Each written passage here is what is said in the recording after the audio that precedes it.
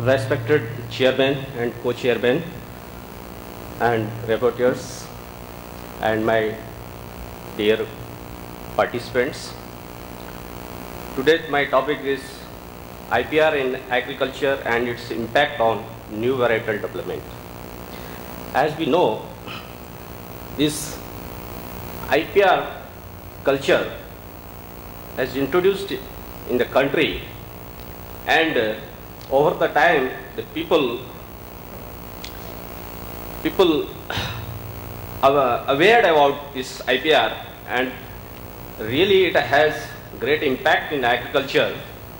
Earlier it was in the other scientific or medical areas, but we were not knowing about the IPR in agriculture. If one is producing or generating any IP or IP asset, he doesn't know whether it is beneficial or not. When the IP is commercialized in the market, when it has value, then one realizes that, oh yes, something is generating from this. So that IP, and then the immediately thought come in mind of any person that this is the technology which has very commercial value, and it has potential market also. The revenue comes from that technology. Then he realized that, oh yes, it should come to me also. So for that, before that, one should protect that technology, protect the innovation in certain laws, certain policies, certain laws.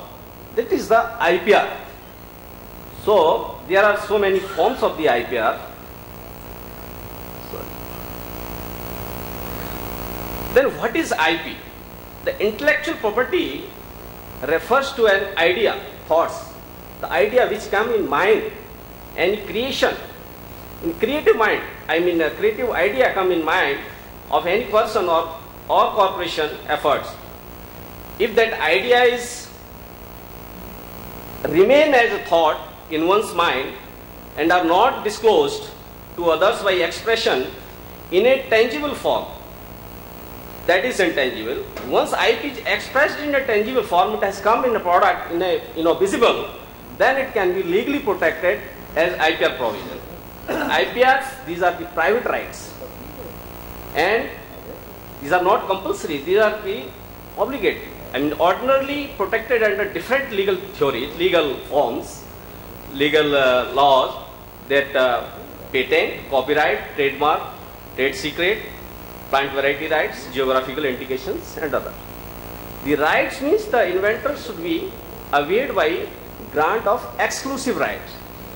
He has exclusive right, he or her has exclusive right to use his invention profitably by sale or renting. He can license to others also.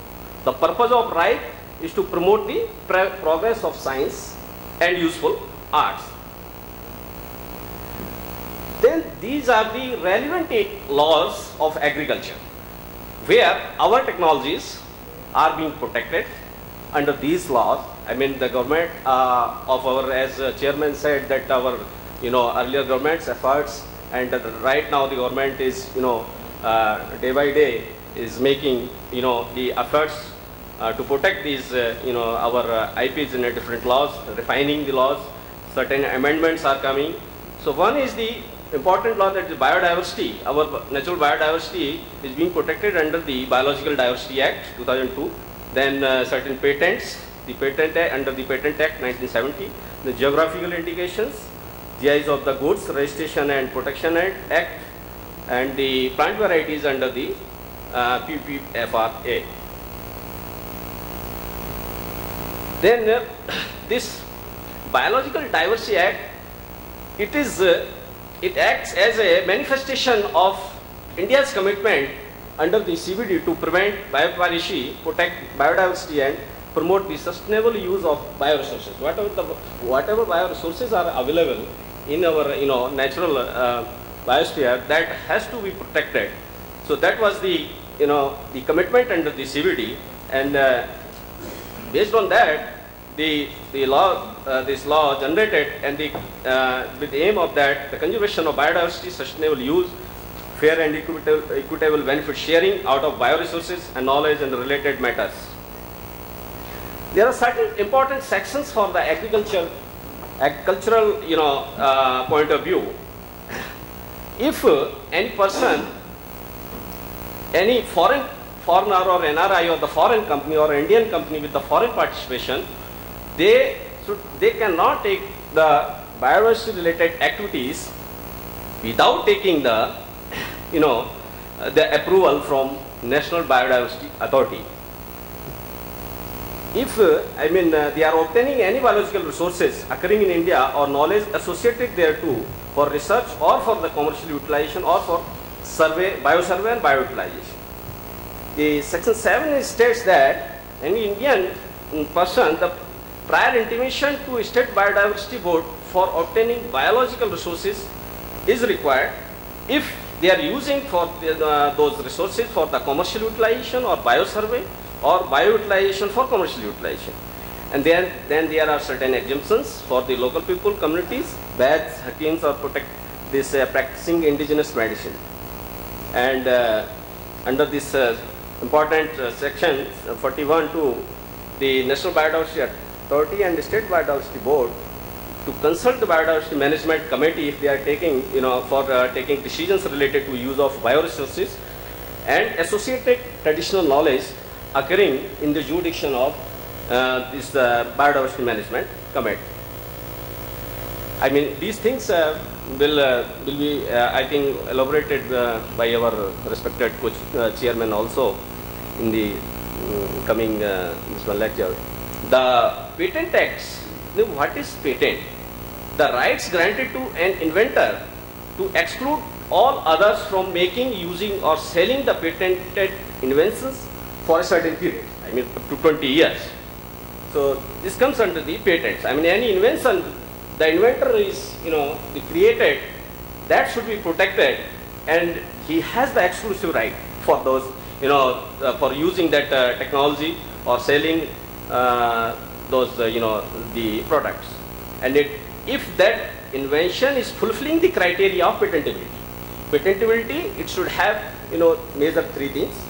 It should be a novel, non-obviousness, and it should have the industrial applicability. It should have some use. Then the certain sections which states about the inventions which is not patentable. We don't know whether our that invention is patentable or not. When we are something is creating, then we thought this should be patented, but we do not know that whether it is really patentable. So in agriculture point of view, the certain sections under section 3, a method of agriculture or horticulture are not patentable. The plants and animals in whole or any part thereof other than the microorganisms, that including seeds, varieties and species, essential biological processes for production and propagation of the plants and animals. These are not patentable. Then inventions on traditional knowledge also is not patentable.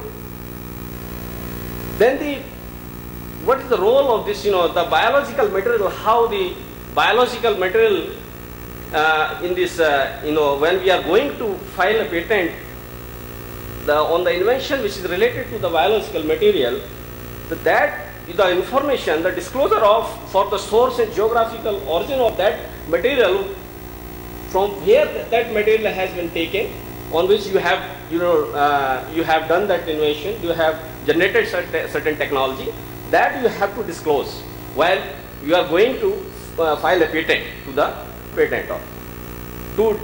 And then you have to deposit the sample of biological material also. That material you have used from the, you taken from a certain place, that the geographical origin, that you have to deposit the biological material with the national repository. To give the particular of deposit made in the application, you have to give the description, details, all characteristics of the resources. Then non-disclosure or wrong disclosure of source or geographical origin of a biological material used in the invention and anticipation of invention through prior knowledge, oral or otherwise, within any local or the indigenous community constitute. These are the different, the patents have been filed by the ICAR, and those patents, covered under international categories. More than 500 applications were filed, but published, and the published patent applications of ICAR as per international patent classification, most of the applications were felt in the human necessities, this category 169. Then the Geographical Indication of Goods Registration and Protection Act 1999. What is geographical indications? These are the commercial marks associated with the products. This essentially is expressed to its place of origin. It indicates the place of origin from where it has, generated or produced. So under this, section 1 states that of this Paris Convention, it was based on the Paris Convention for Protection and Industrial Property. GIs are covered as an element of IPR. So under this section, it was considered under the IPR. So they are also covered under the Article 24 of the TRIPS agreement, which was part of the agreement concluding the Uruguay round of GATT negotiation. These are the agricultural goods which are felt under these certain classes of geographical indications of goods. There are 34 classes of geographical indications of goods, under which important ones are these are class 1, which covers the chemicals used in the science, agriculture, horticulture. Then class 30, coffee, tea, rice, etc. The agriculture, horticulture and forestry products under class 31. Then class 33 and 34, tobacco, etc. And these are the different crops under which the agriculture goods are getting registered for these as geographical indications, and which is helpful for the farmers or for benefit sharing.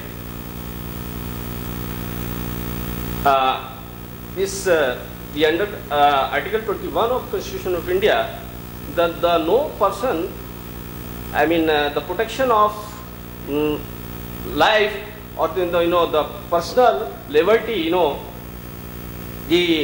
should have to protect of the life and personal liberty. The genomic chauvin or these agricultural goods, they are under those, the idea of those articles. The genome sovereignty award recognition being given to the communities by the plant authority. These are the different, the examples, and these are the different agricultural goods getting registered under the geographical indications. This Navara rice, like examples. Navara rice in Kerala, this Kalanmak rice in Uttar Pradesh, Kaipad rice Kerala, and the over the time the farmers are getting the share or the benefit sharing from those the goods. This is the GI. This tells about the GI and what is GI and TK. This almost they are giving the information. The GI are based on the collective traditions and a collective decision making process in the protect and reward traditions while allowing evolution, emphasize the relationship between culture, land, resources and environment. And this, as we know, the traditional knowledge in the country, it is being maintained by the data, and the whole information is maintained by the TKDL, traditional knowledge digital library. This is very helpful for our protecting our this one collecting the information about the traditional knowledge, and act as at the international level also. Then the arrival of the Protection of Plant Varieties and Farmers' Rights Act. This act actually, when the India became signatory of TRIPS agreement under the WTO in 1995, then this idea came, and under Article 27.3 of that TRIPS agreement, there was a need that the signatory country should have the protection of plants in the form of patents or a system created especially for the purpose, that is sui generis, their own, as a combination or as a combination of both. Then under this right, plant varieties are protected. This is basically actually exclusive monopoly rights for the development of new plant varieties for commercial purposes over a period of time. This law encourages for the development of new varieties. This, I think, Chairman will also explain in detail. And this under this Act, this gives the for continuity in the crop variety improvement for the for the researchers' rights. Researcher can use the protected varieties under the conducting experiment research. Then the resources are as a source of the variety for development of new variety. The subject to the authorization of breeder of the registered variety is also required. I mean, he has to take the authorization of that particular owner of that variety, means the variety which is registered by the particular breeder or the scientist, and it gives the protection as a the extant variety for the safeguarding the earlier crop variety phase of research infrastructure. Extant variety, the variety which are the notified under the section 5 of CDEC 1966, and then the varieties which are under the common knowledge. Then the essential varieties. Essential variety are generated from the initial variety, which is again in this authorization for the repeated use of that initial variety for generating the essential variety is also required. For ensuring quality of seed supply, the compulsory license is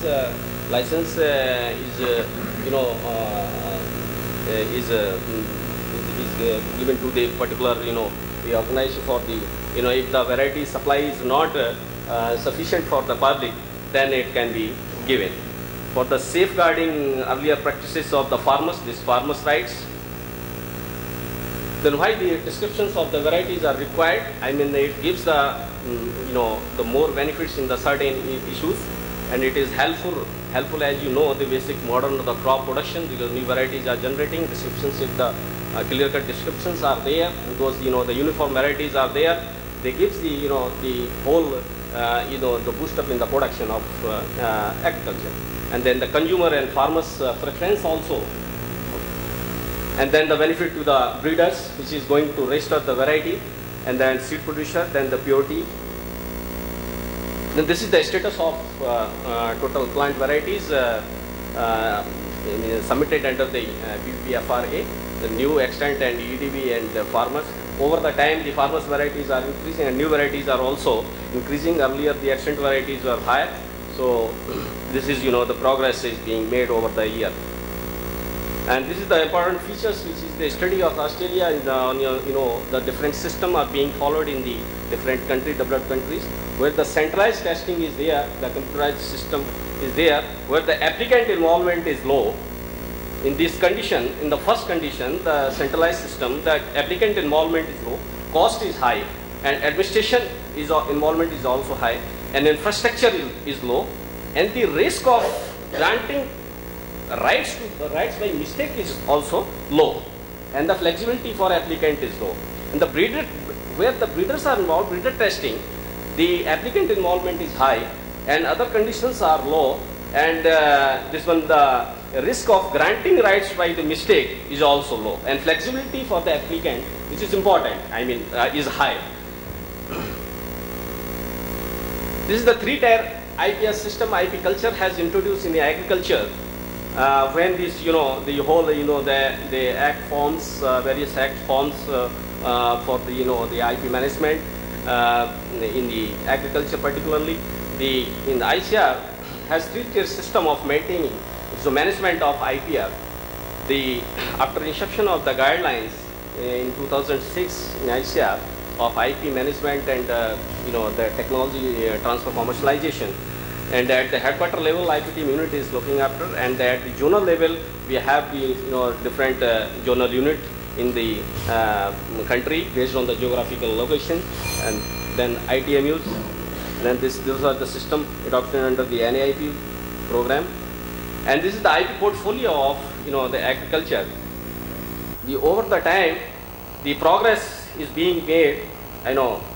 The filing of applications is increasing in case of the different IPR forms, patent, plant variety, trademarks, and the IP culture is introduced or institutionalized in a big professional way, so that it is the visible, it is visible, the technology commercialization and the partnership partners and ICR institutes, they are increasing, number of those units are increasing.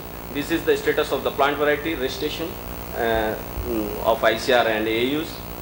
These are the success stories related to commercialization of few examples of certain varieties of IRI, and these varieties have been licensed to the different companies. And these are the different thematic areas, the research areas where these partnerships have been developed by the ICR for commercialization or transfer of the technologies. And these are the selected registered trademarks of ICR of institutes. They are putting this on the products of the institute, and they are selling and commercializing well.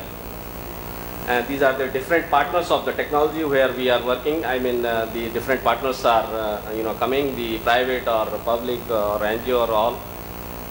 This is the status, the breeder seed, as the production is increasing and the indent is also the increasing, and this the whole scenario of varietal development is giving a positive sign. So looking into the progress of the IPR in the country, this the impact is visible. It has been realized in the seed and the new varietal development sector, and the filing of application, the progress in submission of the varieties by the different sectors, the progress has been made in a positive way. And this PPPF or this act, this law is leading to registration of more and more varieties, and this giving the prospects of as a whole of the variety and seed development sector, and it will improve further more and more over the time. Thank you.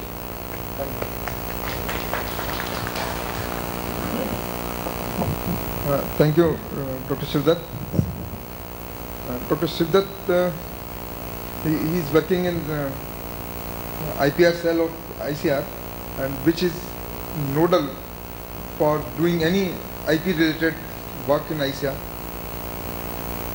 I think the impact of this cell since its inception has been tremendous. They have come out with a very good